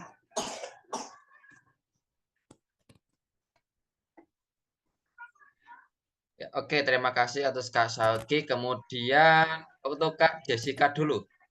Oke, Kak Jessica, halo, mic-nya. Halo, selamat sore semuanya. Di Sorry. sini saya Jessica dari lulusan Fisika UGM tahun 19. Dan sini saya mau bertanya ke Mbak Rita tentang pendidikan S2, Master. Tadi Mbak Rita bilang kalau sebelumnya coba untuk memikirkan tentang pendidikannya sekarang, pendidikan yang diminati, pengalaman kerja, dan pencapaian yang relevan. Nah, saya sebagai fresh graduate yang baru aja lulus kira-kira November kemarin, kalau nggak ada pengalaman kerja gimana ya Kak? Dan mungkin untuk tambahannya saya ada publikasi, tapi apakah pengalaman kerja itu sepenting itu atau kayak gimana itu? Mungkin itu saja. Terima kasih. Halo Jessica, terima kasih. Nanti teman-teman mungkin bisa nambahin pengalaman kerja mungkin karena konteksnya aku udah bekerja ya, tapi tentu saja banyak banget awardee master yang linear dari lulus S1 langsung lulus S2. Jadi pengalaman kerja itu sifatnya mungkin tidak wajib, tapi mungkin tidak wajib begitu ya.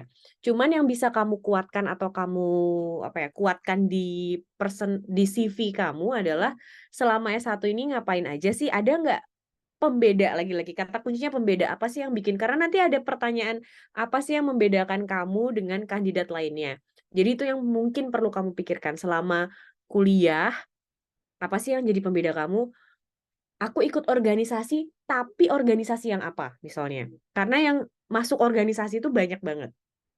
Aku nerbitin publikasi, tapi publikasi ini penting karena apa. Jadi coba lagi tanya ke dirimu sendiri ketika kamu punya publikasi, pengalaman organisasi, tapi kenapa itu beda? Kenapa itu keren? Dan cuman kamu yang bisa jawab lagi-lagi.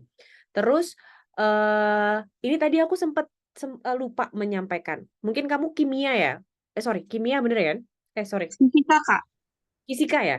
Iya. Nah, Mas Hoki nanti juga bisa nambahin. Di luar negeri, kampus-kampus itu tuh banyak sekali yang menawarkan tidak hanya jurusan murni fisika.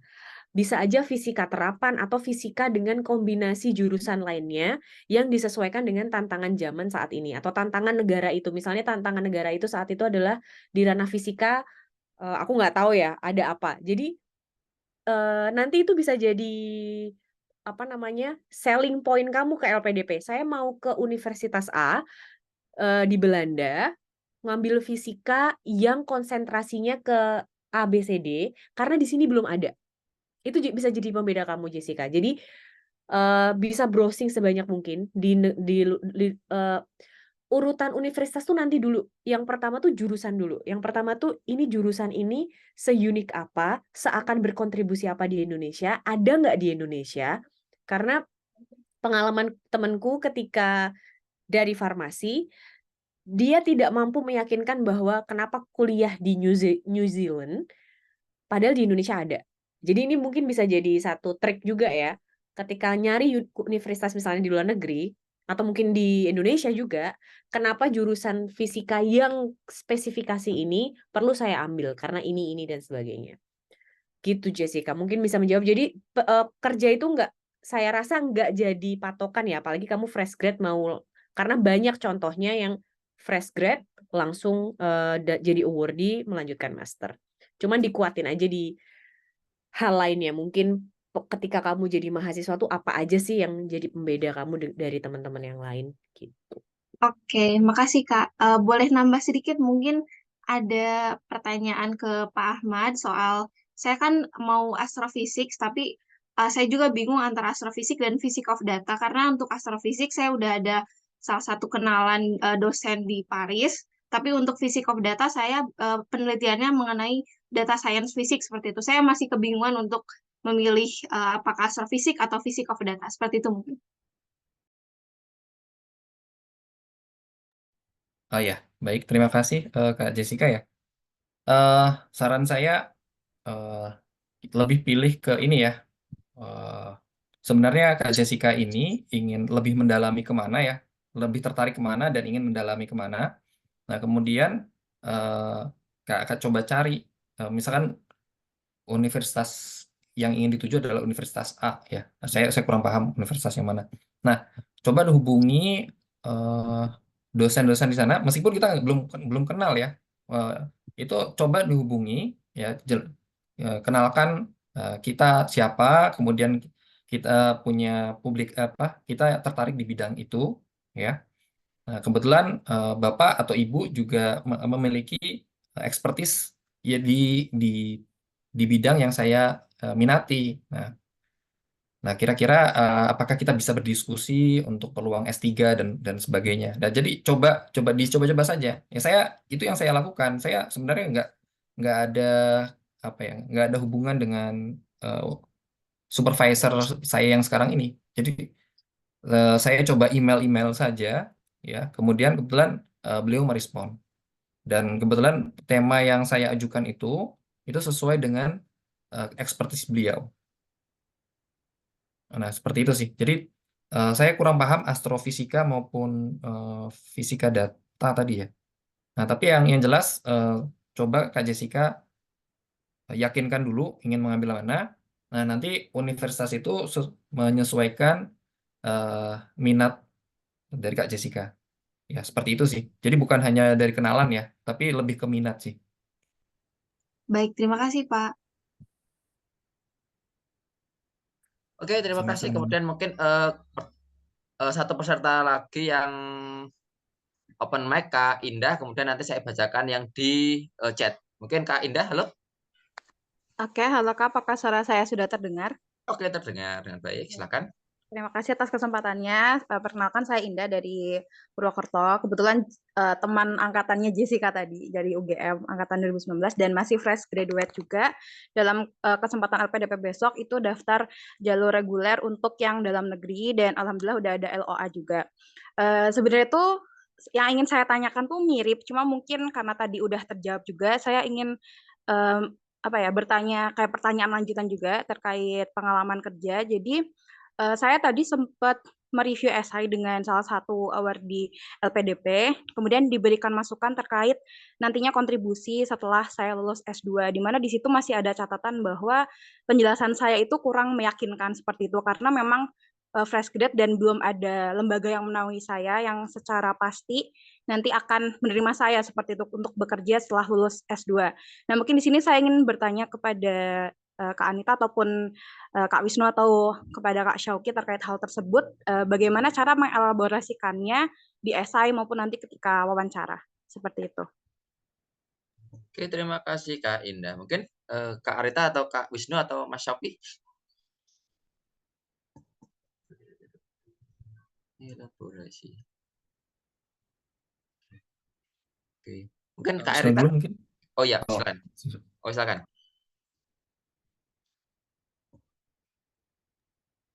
Silakan Mas Oki duluan. Oh, ternyata tunggu-tungguan. Silakan Mas Syauki. Tunggu-tungguan. Oke, jadi cara mengelaborasikan, sorry, saya kebetulan baru ngambil buku catatan buat coret-coret. Tadi pertanyaannya tentang apa ya tadi? Boleh diulang lagi nggak? Sorry. Tentang rencana ini Kak. Jadi kan nanti setelah lulus S2 tuh saya ini kan kayak menyatakan bahwa saya ingin bekerja di suatu perusahaan seperti itu. Ah iya.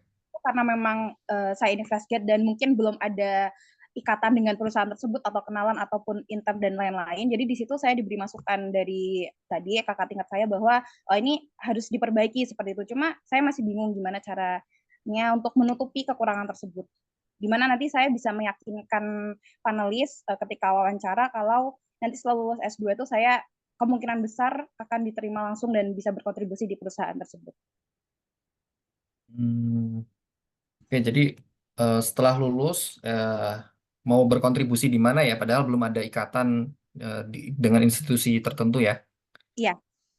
Oke, ya itu lumayan ini juga ya. Tapi kalau menurut saya ya tidak masalah ya.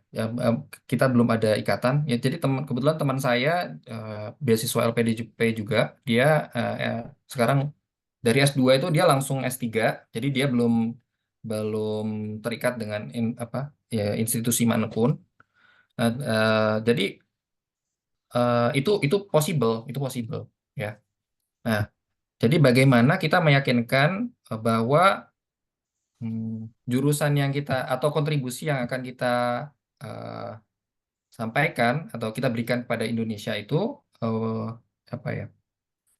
Benar-benar sorry, ulangi. Jadi benar-benar jurusan yang kita ambil itu belum banyak dikembangkan di Indonesia atau adalah sesuatu yang benar-benar memberikan kontribusi gitu. Jadi ya kalau saya mungkin itu sih. Jadi bagaimana lebih ke apa namanya? Belum banyak orang yang berkontribusi di bidang tersebut ya. Kemudian jurusan yang kita ambil ini ya memberikan kita peluang untuk berkontribusi di bidang tersebut. Dan setahu saya tidak semua orang ketika lulus itu akan bekerja ya, tapi mereka juga akan ada juga yang berwirausaha ya. Jadi kakak tingkat saya itu yang di ITB kebetulan dia ngambil S2 di Harvard, ada LPDP juga. Nah, setelah lulus ya dia membuat perusahaan ya, perusahaan Gentle kalau nggak salah. Nah, itu jadi tidak harus membuat ikatan dengan institusi tertentu. Jadi inilah bagaimana kita meyakinkan bahwa kita bisa berkontribusi ya. Seperti itu sih. Oke, Kak Syauki. Mungkin ada tambahan dari Kak Wisnu atau Kak Arita? Oke, mungkin saya akan menambahkan, mungkin buat Kak siapa tadi, Kak Indah ya. Untuk yang belum ada institusi ya, saya sendiri belum waktu mendaftar ini LPDP, saya belum mempunyai institusi. Kan cita-cita kan saya menjadi dosen, harusnya kan saya harus sudah mempunyai kampus dan sebagainya. Tapi saat mendaftar LPDP ini saya masih menjadi guru SMA, bahkan sampai hari ini saya masih mengajar SMA. Terus bagaimana bisa seperti itu? Yang penting kita bisa yakin dengan jawaban kita. Jadi misalkan cita-cita saya ingin menjadi dosen. Jadi saya jelaskan dengan rekam-rekam jejak saya yang sudah saya rekam jejak yang sudah saya buat. Misalkan cita-cita saya sudah ingin menjadi dosen. Saya ceritakan bahwa sejak saat S1 saya sudah mulai ikut kelas mengajar di desa binaan-binaan, saya ceritakan. Nah, selain itu, saya juga menjadi asisten praktikum, karena di dosen tidak hanya mengajar, tapi melakukan penelitian dan pengabdian. Saya ceritakan, saya ikut organisasi di BEM, saya juga ikut di penelitian juga, menjadi asisten praktikum selama 3 tahun dan pengabdian. Nah, di sini saya ceritakan juga bahwa rekam jejak saya ikut organisasi di kegiatan sosial. Ini saya pernah melakukan kegiatan sosial di organisasi seperti ini. Ini sebagai rekam jejak saya untuk menggapai cita-cita saya. Dan saya juga jelaskan bahwa saat ini juga pengalaman kerja juga. Saya juga pernah bekerja di bimbingan belajar, dan saat ini mengajar di SMA juga saya yakinkan bahwa ini sebagai batu fondasi saya, sebagai pijakan saya untuk meraih mimpi saya menjadi dosen. Nah, saya tinggal meyakinkan itu dan dengan jawaban yakin bahwa setelah menjadi award di LPDP, saya akan menjadi dosen, mengabdikan diri saya di dosen terutama di Indonesia seperti itu. Jadi meskipun Mbak belum punya ikatan atau belum punya instansi, tetap yang penting bisa meyakinkan pewawancara bahwa Mbak itu siap. Nah, karena yang penting itu yakin. Kalau Mbak sendiri masih ragu-ragu, gimana orang lain mau yakin. Nah, jadi intinya adalah bisa meyakinkan bahwa jawaban Mbak itu bisa seperti itu. Mungkin ada yang menambahkan, Mbak Rita? Oke, aku nambahin sedikit. Halo Indah. Jadi Indah posisinya fresh grade, belum punya pengalaman kerja, dan bingung soal kontribusi yang akan diberikan karena belum terikat ke satu perusahaan. Benar gitu ya, Indah? Iya, betul. Nah, konsepnya gini dah, kontribusi itu bukan kamu mau kerja di perusahaan mana atau sudah punya jaminan kerja di perusahaan mana. Karena bukan itu kontribusi. Kontribusi itu bukan aku akan dapat pekerjaan. Kontribusi itu sifatnya lebih abstrak, lebih saya seperti Mas Sauki tadi sempat bilang, kontribusi saya adalah untuk bagaimana kita bisa memahami lebih baik kebencanaan. Mau saya nanti kerja di BMKG, mau saya nanti kerja di kampus, mau saya nanti kerja di BRIN, kontribusi ini tetap akan ada. Apa yang akan saya kontribusikan ini akan tetap ada. Jadi mau saya belum tahu mau kerja di mana, kontribusi ini tetap akan saya berikan ke negara, ke Indonesia, ke masyarakat Indonesia. Jadi mungkin kalau bisa diformulasikan kembali nanti esainya, atau ketika nanti wawancara, kontribusi ini bisa di mana saja, Pak. Karena yang saya mau kontribusikan, karena kamu jurusan fisika kan, saya mau mengembangkan satu pendekatan baru nih, Pak, dalam memahami ilmu fisika misalnya. Ini bisa diaplikasikan, saya mau kerja jadi guru SMA, saya mau kerja di dosen, saya mau jadi entrepreneur, atau saya mau jadi kerja di perusahaan farmasi atau segala macam, bisa di mana aja. Jadi yang ditweak adalah cara melihatnya. Jadi nggak masalah kamu nggak punya pengalaman kerja, kamu belum tahu kerja di mana. Karena kontribusi ini tuh yang akan dicari, Pak. Kemampuan saya untuk memahami ini, yang akan jadi kontribusi buat negara Indonesia, itu yang akan dicari oleh orang. Jadi nggak masalah kamu nggak usah kepikiran nggak punya pengalaman kerja, belum tahu punya enggak. Karena kontribusi itu sifatnya abstrak dan melekat di kamu, bukan melekat di perusahaan. Semoga menjawab. Oke, terima kasih banyak Kak Rita, sangat memberikan pencerahan. Sama Kak Murti juga terima kasih atas penjelasannya tadi.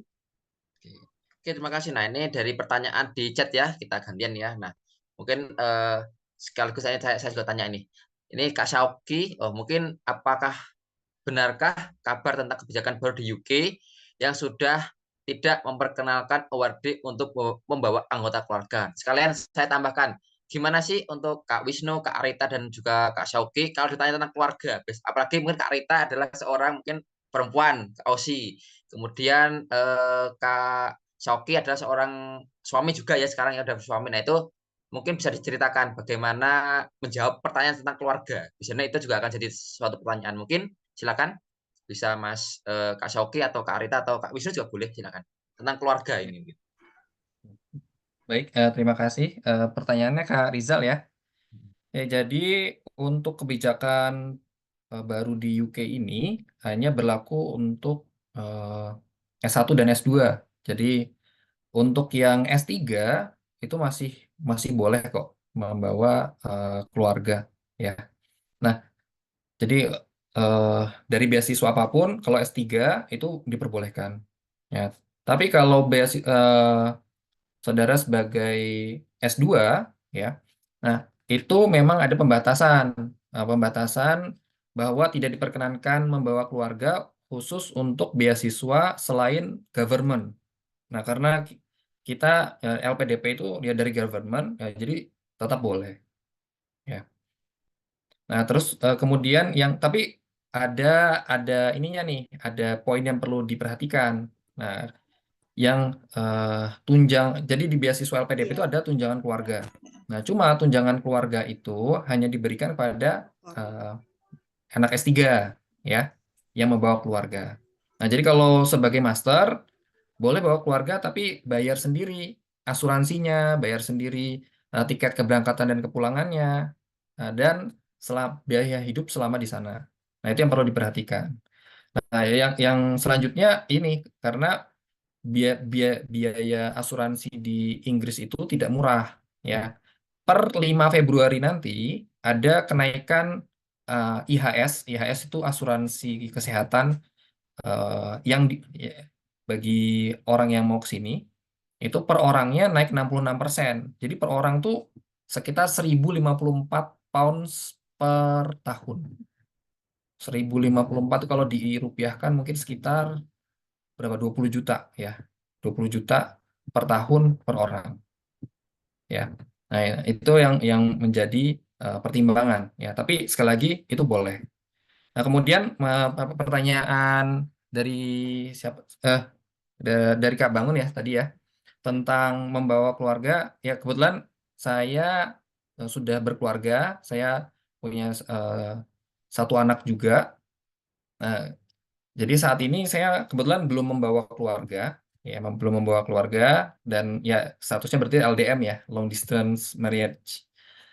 Ah, ya apa yang saya lakukan memang pada awal saya datang ke sini tuh berat sekali, berat ya, karena jauh dari siapa-siapa ya, ya, ya kebetulan. Tapi tetap ada orang-orang Indonesia di sini, jadi ya orang-orang Indonesia di sini, terutama pelajar yang ada di sini ya adalah keluarga semua, dan itu membuat saya tidak kesepian. Dan eh, saya selalu karena ada beda waktu 7 jam, ya jadi seringnya tuh saya bangun tidur itu di Indonesia tuh baru selesai bekerja, baru selesai berkegiatan. Saya baru mau mulai di Indonesia sudah selesai berkegiatan. Saya mau selesai di Indonesia baru mau mulai. Nah, jadi kebalikan.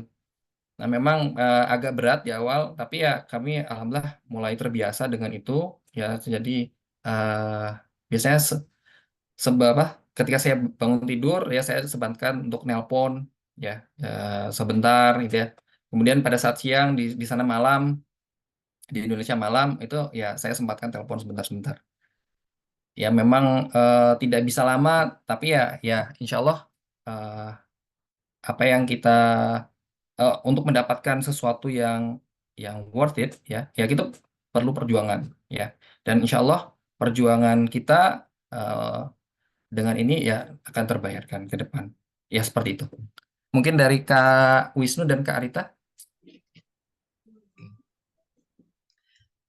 Mungkin dari Kak Arita bagaimana mungkin meyakinkan nanti interviewer ketika jauh dari keluarga, apalagi mungkin mohon maaf posisi kan Kak Arita kan adalah seorang perempuan. Nah, itu kan kalau ke luar negeri kan pasti dikasih pertanyaan entah itu menjebak atau enggak, itu mungkin bisa disampaikan Kak Arita gitu. Alhamdulillahnya sih tidak ada pertanyaan menjebak begitu ya. Kamu perempuan. Alhamdulillah LPDP udah nggak punya pertanyaan seperti itu dan semoga tidak punya pertanyaan seperti itu. Tapi kalau saya nggak bisa berbicara dari diri saya sendiri karena saya belum berkeluarga. Cuman kalau melihat teman-teman yang sudah berkeluarga, bahkan membawa anaknya ke sini atau pasangannya ke sini, itu untuk konteks yang membawa pasangannya ya atau membawa anaknya ke sini itu mereka sangat manageable antara sekolah, kehidupan rumah tangga dengan bahkan yang masih bekerja. Karena situasinya kalau di Australia apa ya, work life balance banget. Kita bisa bilang nggak ada macet, nggak perlu kita mengeluarkan waktu 4-3 jam gitu ya karena macet.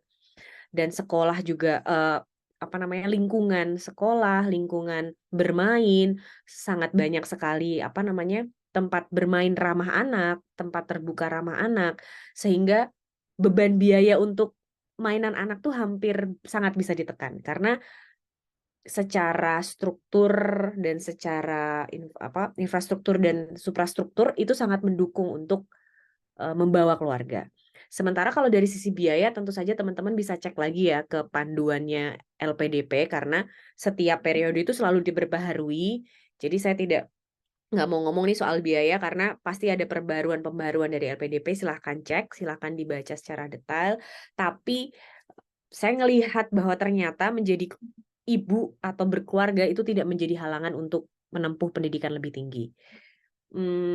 Housemate saya sendiri itu bawa anak dan sekarang sedang mengandung tanpa suaminya di Jakarta dan sangat doable. Ngelihatnya tuh sangat bisa ya ternyata karena tadi situasi suprastruktur dan infrastrukturnya sangat mendukung untuk seorang ibu membesarkan anak dan sekolah. Itu sih Mas Bang Mun. Oke, terima kasih untuk mungkin satu pertanyaan lagi deh karena waktu saya sudah menunjukkan 7.44 dan mungkin hampir jam 10 di waktu Aussie dan pukul hampir jam berapa ya kalau di Inggris sudah hampir siang. Nah, mungkin satu lagi pertanyaan dari Kak Helda untuk teman-teman yang mungkin mohon maaf belum pertanyaan mungkin bisa ditulis nanti mungkin akan kami coba follow up untuk ke para narasumber untuk pertanyaannya. Mungkin halo Kak Helda, satu pertanyaan lagi. Halo Kak, terdengar suara saya? Oke, terdengar. Oke, silakan Kak Helda. Ya, ini pertanyaan buat Kak Ahmad ya. Ini mau bertanya, kebetulan kan saya ini alumni S2 UNER, Kimia UNER, saya udah lulus lama 2018. Nah, waktu itu saya tuh punya proposal penelitian yang tidak saya pakai waktu tesis karena proposal tersebut penelitiannya tuh kurang berhasil. Jadi kayak setengah-setengah gitu. Akhirnya saya ganti judul. Nah, kebetulan waktu itu tuh teman saya S2 di UGM tuh yang judulnya tuh hampir mirip dengan saya itu dia berhasil. Nah, semisal proposal penelitian itu saya pakai untuk daftar proposal penelitian S3 di LPDP ini dengan saya kembangkan, apakah masih bisa ya, Kak? Terus dan literatur untuk penelitiannya itu apakah ada batasan misalnya 5 tahun terakhir gitu?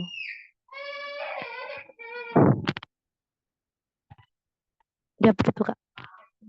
Oke, untuk Kak Syauki, Pak Mas Syauki.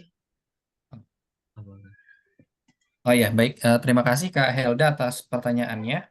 Jadi pertanyaannya tentang ini ya. Jadi Kak Helda dulu punya proposal penelitian yang lama, tapi tidak diajukan. Nah, bagaimana kalau diajukan lagi untuk mendaftar LPDP? Seperti itu ya? Iya, iya Kak. Nah, oke, baik. Jadi kalau menurut saya, coba lihat relevansinya terhadap linearitas dari ini asumsinya Kak Helda ini akan mendaftar sebagai dosen ya, sebagai dosen atau kedepannya akan menjadi dosen ya. Iya Nah, Kak. coba lihat relevansinya terhadap program S2 Kakak ya. Apakah masih relevan tema penelitian tersebut atau tidak? Nah, misalkan masih relevan, nah coba perbaharui lagi literatur review literatur yang digunakan ya. Karena eh, penelitian itu kan semakin tahun dia semakin berkembang. Ya, jadi apakah proposal penelitian itu masih relevan atau tidak? Nah, jadi kalau misalkan sudah kurang relevan, nah bagaimana penelitian-penelitian baru atau referensi-referensi baru itu bisa membuat itu relevan. Nah, seperti itu sih dari saya. Satu lagi ya Kak ya. Itu kalau semisal ya Kak ya kan saya lihat dulu nih kan saya pengennya di UGM S3-nya. Oke, oke. Itu otomatis kan saya cari background dosen-dosen S3 di sana yang calon bakal promotor lah ya gitu. Nah, itu Mm-mm. misalnya saya cocok nih dengan background beliau misalnya gitu. Ya. Itu sebaiknya saya menghubunginya itu sebelum saya daftar LPDP atau maksudnya saya daftar LPDP terus nanti proposalnya itu disesuaikan dengan background promotor yang akan kita ikuti gitu. Sebenarnya kalau untuk background pemilihan supervisor itu sebaiknya sebaiknya ya itu sebelum LP tes kakak mendaftar LPDP ya. Nah, tapi kalaupun misalkan belum mendapatkan, kakak mendaftar LPDP dulu, itu tidak masalah ya. Karena ketika nanti kakak mengambil program dan ternyata proposalnya itu berubah, nah itu dari pihak LPDP tidak akan mempermasalahkan itu. Jadi Oh iya.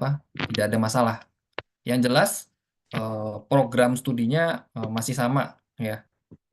Ya, jadi misalkan keterimanya di UGM jurusan fisika katakanlah. Saya kurang tahu Kak Hilda jurusan apa.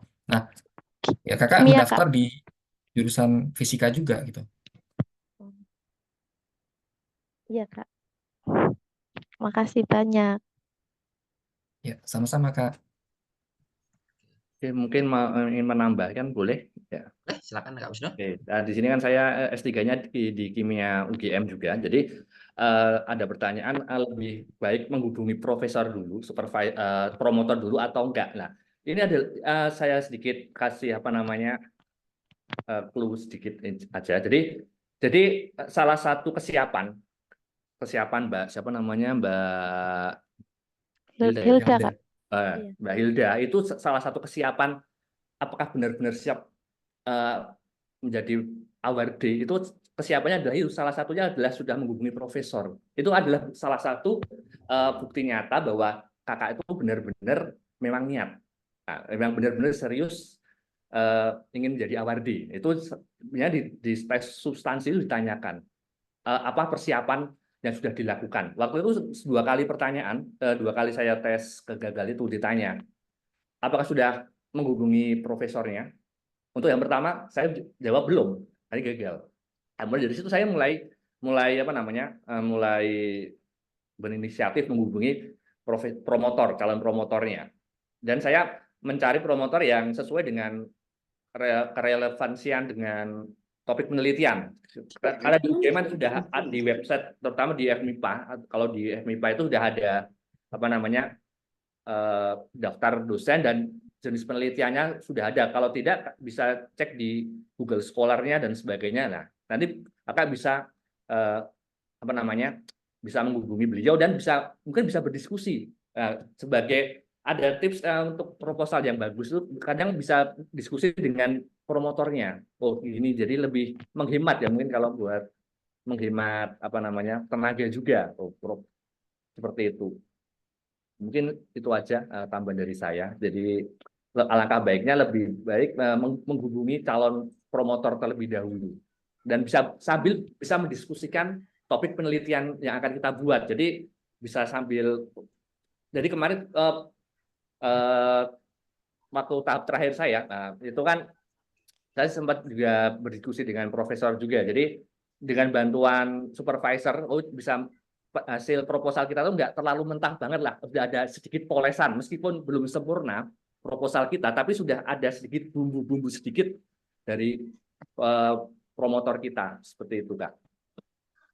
Iya, makasih Kak. Mohon maaf Kak Wisnu, boleh bertanya tambah lagi ya Kak ya? Ya, gimana? Itu Kak, kan tanya, maksudnya kan kita menghubungi promotor nih. Misalnya saya kan sudah ada tembakan UGM itu ke prof siapa gitu. Nah itu kita tanyanya misalnya Pak intinya beliau mau nggak menerima saya jadi mahasiswanya gitu kah? Gitu kan Kak? Awalnya gitu? Iya.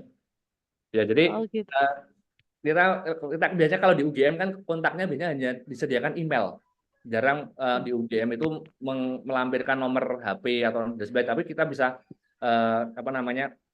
mengirim email ke supervisor calon promotor kita. Misalkan kita perkenal Pak, misalkan selamat pagi, saya Wisnu, saya tertarik ingin kuliah S3 di UGM. Saya tertarik dengan riset Bapak. Rencana saya ingin membuat topik penelitian tentang judulnya ini. Apakah Bapak bersedia menjadi calon promotor saya? Karena saya juga sedang melakukan tes seleksi beasiswa LPDP. Jika saya lolos LPDP ini, saya akan langsung daftar di UGM seperti itu. Jadi bisa dikomunikasikan by email. Biasanya Iya. UGM itu profesor-profesor saat ini kebanyakan mayoritas di UGM di FMIPA khususnya di kimia itu sudah mayoritas sudah profesor. Jadi tinggal pilih saja sesuai dengan topik yang Mbak sukai, yang ingin Oke. aplikasikan seperti itu. Oke. Terima kasih Kak Wisnu. Kak Wisnu, saya nanti boleh bertanya-tanya jika di IG Silakan bisa, atau ya bisa Iya. DM aja di Instagram atau nanti bisa itu saya Iya. email juga bisa, silakan. Iya. Makasih banyak Kak Wisnu. Ya. Makasih banyak Kak Sauki. Sama-sama Arita Kak juga ya. Helda. Makasih banyak Kak moderator, Kak Arita. Oke, baik. Oke, teman-teman, karena mungkin waktu yang memisahkan, karena nggak kerasa ya, kurang lebih mau 2 jam itu kita nggak terasa diskusinya. Nah, inilah kegiatan positif itu nggak akan terasa, ternyata udah waktunya, waktu Indonesia maghrib, kemudian ini mungkin udah mau jam 10 untuk Kak Arita, kemudian udah mau siang hari untuk Kak Sauki. Jadi ya luar biasa sekali, dan juga saya sampaikan terima kasih juga untuk Kak moderator Kak bicara kita yang luar biasa, tiga-tiganya yang menyempatkan waktu, teman-teman. Udah webinar free, menyempatkan waktu dari luar negeri, dan beda waktu semuanya, luar biasa. Kita mungkin apresiasi sekali untuk para narasumber kita, teman-teman, luar biasa yang udah meluangkan waktunya, yang berbagi tips and tricks dan mungkin berbagi pengalaman. Jadi tepuk tangan dulu untuk teman-teman, untuk kakak-kakak semuanya, bisa untuk udah luar biasa. Terima kasih banyak. Kemudian kalau ada yang kekurangan, mungkin kita bisa jawab di WA nanti, pertanyaan-pertanyaan yang belum akan kami sampaikan. Oke, sebelum kita akhiri, mungkin kita bisa foto dulu, teman-teman. Bisa di layarnya atau bisa dinyalakan dahulu, boleh, untuk dokumentasi dari tim IRIMA Academy. Oke, nanti saya 1, 2, 3, kan ini kurang lebih dibagi 3 sampai 4 layar. Jadi nanti saya 1, 2, 3 senyum, 1, 2, 3 senyum gitu ya. Oke. Oke, dan teman-teman boleh mohon untuk bisa meluangkan wajahnya, apa itu, menayangkan wajahnya, teman-teman, kalau berkenan, kalau boleh. Oke. Oke, baik. Oke, terima kasih teman-teman DG. Oke, saya mulai untuk layar pertama, 1, 2, 3, klik. Oke, senyum semua. Lanjut, kita layar kedua, 1, 2, 3, klik. Oke, alhamdulillah. Dan layar ketiga ada lagi. Oke, 1, 2, 3, klik. Oke, alhamdulillah. Oke, ternyata udah di penghujung. Tak lupa dari tim IRIMA Academy mengucapkan terima kasih. Teman-teman jika mau bertanya lagi bisa langsung aja ke tim admin. Kemudian jika teman-teman nanti mau butuh untuk pendampingan esai, pendampingan TBS maupun untuk pendampingan untuk masalah LPDP, nanti bisa langsung ke kontak tim IRIMA Academy, bisa melalui tim admin maupun bisa langsung di grup WA ya, teman-teman. Insya Allah kami akan senang hati untuk membantu teman-teman. Oke, sebelumnya saya ucapkan terima kasih untuk Kak Arita dari Australia, selamat malam. Selamat pagi untuk Kak Sauki, terima kasih sekali. Kak Wisnu dari Jogja, masih di Magelang, luar biasa sekali ya. Mungkin bukan katanya para orang di sana, mungkin, oh ya ini beberapa yang sudah saya catat, mungkin teman-teman dari Kak Wisnu, beberapa ya. Persiapkan yang matang, jangan lelah untuk mencoba meskipun selalu gagal. Jika Tuhan berkehendak, maka semesta akan mendukungmu. Dari Kak Nugrani, peluang hanya untuk orang siap. Jadi teman-teman persiapkan diri teman-teman ya, karena yang siap itu adalah yang memiliki peluang. Kemudian untuk Kak Syauki, persiapkan bahasa, persiapkan proposal, dan persiapkan lain-lain. Dan juga yang terakhir, praktek, praktek, dan praktek. Jadi luar biasa dari 3 narasumber, mempunyai insight yang luar biasa. Wah, pastinya luar biasa. Oke, dari sekian akan saya kembalikan lagi. Saya dari tim Bangun Trisusilo, dari tim IRIMA Academy. Terima kasih, akan saya kembalikan kembali ke Kak Desi IRIMA. Oke, silakan Kak Desi.